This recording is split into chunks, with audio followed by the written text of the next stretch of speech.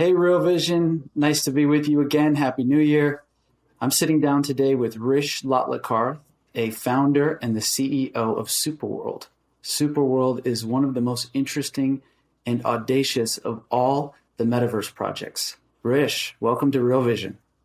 Hey, thanks for having me, Nick. It's a pleasure to be on Real Vision and be in front of your audience and sharing our message. Look, everybody uses the phrase Metaverse today. What is it? How do you define Metaverse? So, I define Metaverse as this online, offline, persistent interface that enhances our real life. And we can participate and be involved in this interface through our physical and virtual lives. And so it kind of brings everything together. And it is a way for us to not only to interact with each other, communicate, work, play, educate ourselves. It again brings every part of our life together into an interface. And when you think about like an early mover metaverse concept like Decentraland, what's your take on Decentraland? Yeah, I think that all of these different virtual worlds out there, and there have been a number of them on the centralized side and decentralized side, are really communities, and they have their own cultures, they have their own different tastes. They're all very kind of specific in many ways. So I think Decentraland's really awesome. I think they've done so much to really grow the space, and they have a very strong, vibrant community around it. And so are others out there in the market. So I think they're really leading the way in many ways, and as well as for their specific community, creating a product that as it evolves, hopefully caters more and more to that community that really loves it. So and I would say the same for Sandbox and others. So there's a lot of really awesome virtual worlds out there. Yeah, and have you like ever logged into any of them, like created an avatar and logged in and checked them out? Yeah. I I definitely spend time on others.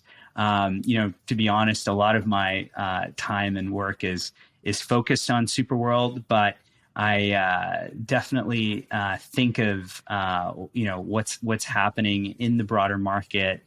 And really try to be expansive about how we're thinking about what we're building at SuperWorld. But I think there's in terms of my philosophy in general is we're very open, and so we've done things in Decentraland at SuperWorld with other partners, and so again we want to make sure that we're participating in the broader ecosystem in many ways. Yeah.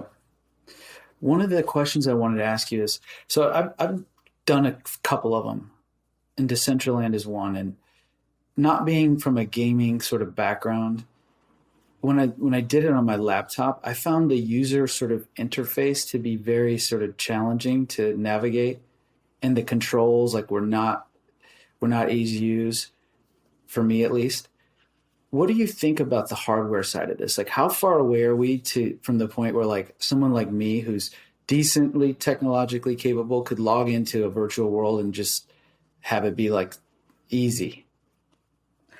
I think that all of the software, the hardware, the platform, the blockchain interoperability, other aspects of kind of what make this experience very seamless, over the next, I'd say, 2 to 3 years are going to really, advance pretty rapidly. We're seeing that on the blockchain side, what's happening with interoperability. I think we're seeing that on the software side as well. Since, ARKit and AR Core, Unity and others have really kind of sped up their AR SDKs. And so on the hardware side, with glasses, with the capabilities that we're seeing with mobile technology, 5G, with just the speed in terms of computing. I think the ability to really realize the potential of what we want to do at SuperWorld and the other virtual worlds out there is going to become much more capable, I'd say, in the next again 2 to 3 years, and it's going to be dramatic. And we're seeing that with VR headsets. You've seen the advances on the Oculus system, or what HTC is doing. And so I think you're similarly going to see that upward sloping kind of advancement on the hardware side overall. Okay. So that's pretty optimistic. So it's really just a matter of a few years away.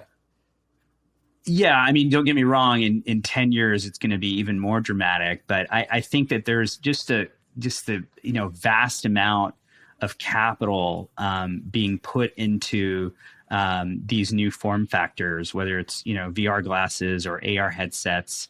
What you're seeing in terms of hand controllers, haptic suits. I think there's a real number of kind of waves that are happening on the technology side that are enabling this, that are incentivizing the whole ecosystem, with chips, with what NVIDIA's doing, with what Qualcomm's doing on the chip side. And it's all of it's all kind of coming together in a really, I'd say, dramatic fashion. So I would say that, yeah, even in 2 to 3 years, I think you're going to see a lot of advancements. And you're seeing it again. You can see what even Facebook's done with Oculus in the last number of years.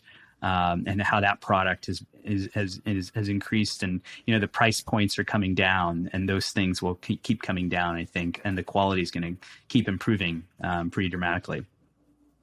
And when you think about like the big companies out there that are going after this, like Meta / Facebook or Apple, who do you think is who's the best positioned company right now of the sort of established players who are going after these opportunities? Who would you bet on right now?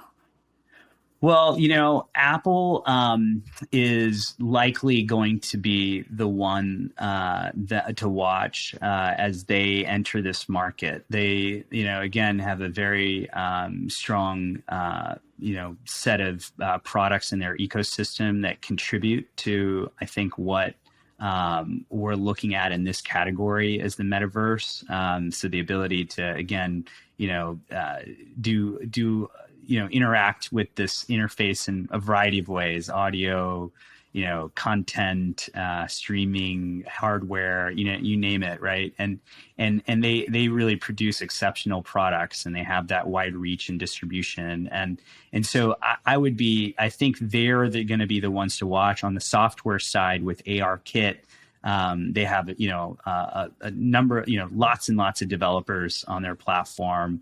And as they're making that product more accessible and again, adding LiDAR on their latest, iPhones and iPads, they're really kind of, I think, setting themselves up really well for the launch of a AR headset or an XR headset.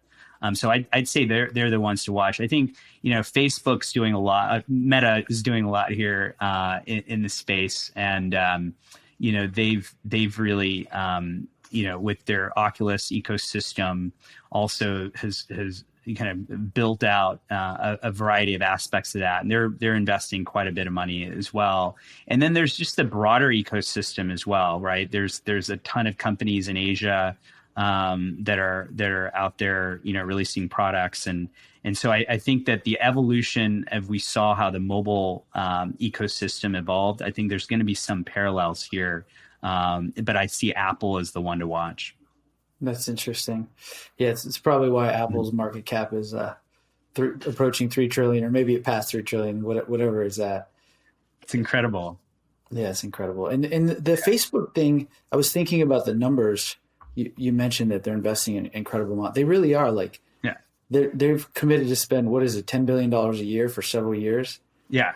Which, if my math is right, or my memory is right, the whole crypto sector got like 30 billion last year, which was a big year. It was like a big year. So the fact that they're going that hard at this opportunity is really interesting when you're looking at the outside in and trying to understand like what they're thinking and what they're afraid of. And, maybe they're afraid of Apple. I'm not sure, but 10 billion is a lot of money to throw at this.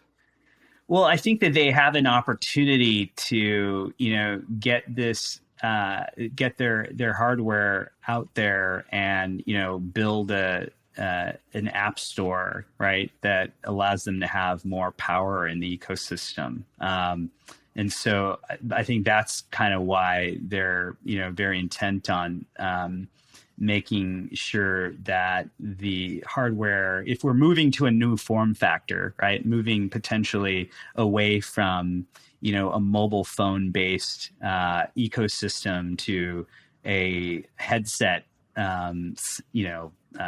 centralized, headset focused ecosystem.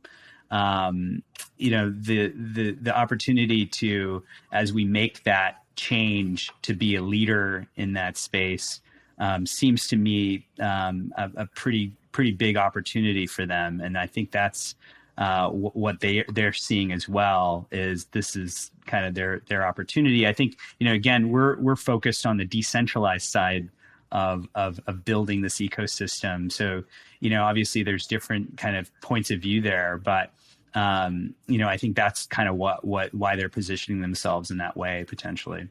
Hey, if you like this clip, be sure to check out the full interview and more only on realvision.com/crypto.